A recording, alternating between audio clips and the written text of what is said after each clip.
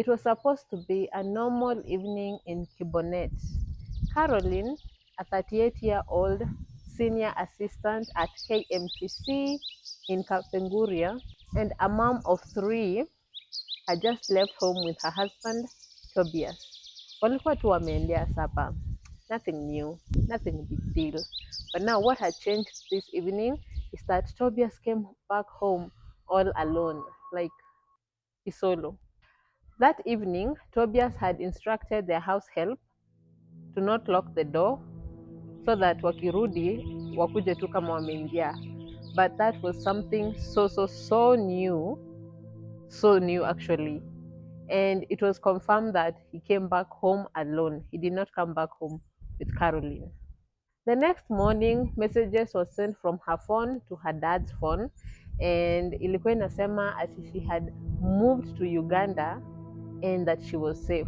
Her dad ali feel like something wasn't okay, like something was fishy, something wasn't okay, and so he decided to call her. But anapiga the first time, no answer. Anapiga the second time, the phone is switched off. Somebody had clearly switched off that phone. Like it's so obvious someone had switched it off because a few minutes ago it was on and now it's not on. Then came the inconsistencies. Tobias anaambia Caroline's mom story A, and then anaambia her rest of the family story B. And so actually this even made the family wanze kumshuku because a very weird incident had happened a few days earlier before this had happened. Now, Tobias and Caroline were attacked in a so-called robbery, and Caroline was badly wounded, by the way. She was badly wounded and her phone had been stolen.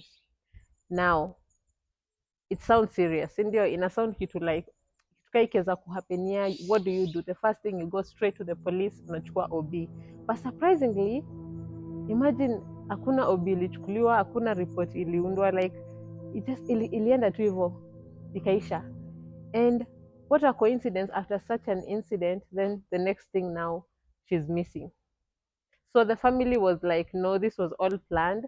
This had to be all planned. Like, nah.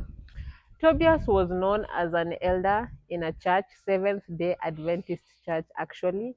And you know, being an elder in such kind of having such kind of position, it means that people look up to you, because it's you present peace, leadership, moral guidance. And so when this story will come through, watu walishtuka sana. Like it was just iliwapata off guard sana.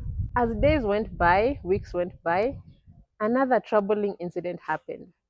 Now, it appears Caroline's phone was still active because message yenye ilikuwa imetumwa WhatsApp ilikuwa imetaipiwa on 21st, it was delivered on 25th.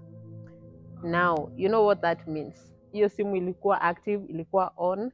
And actually this kind of gives me that question, like, can't the police trace the phone or what's not happening? Juicy nasikiaga like masimu huwa zinatrakiagwa, especially ukiwa umeiweka on. I don't know. In November, the police arrested Tobias and actually a woman known as Gloria, but both suspects were later released because of insufficient evidence. I mean, unaweza imagine really the family was disappointed, like you know, mnakuwa na hopes like something will come through, something will come out of this, and then nothing. Months later, Caroline is still missing. No nothing, no sightings, no remains, no answers. Her family wamemtafuta like literally everywhere they could think of. Wamemtafuta in police stations, hospitals, mortuaries, remote areas, hata kwa water bodies, imagine, but nothing. If she went willingly, who then used her phone?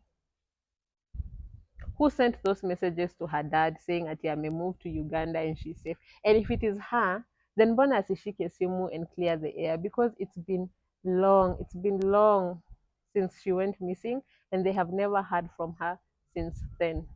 Till today, the family is still looking for the truth of what really happened to Caroline Mokeira. This case today leaves us with so many questions, so many questions. I was even debating whether to do it because there are so many questions that I couldn't even find the answers, even if you try to look so hard. But that was the case of the day. I hope you'll make good choices, and I'll see you in my next video. Bye bye.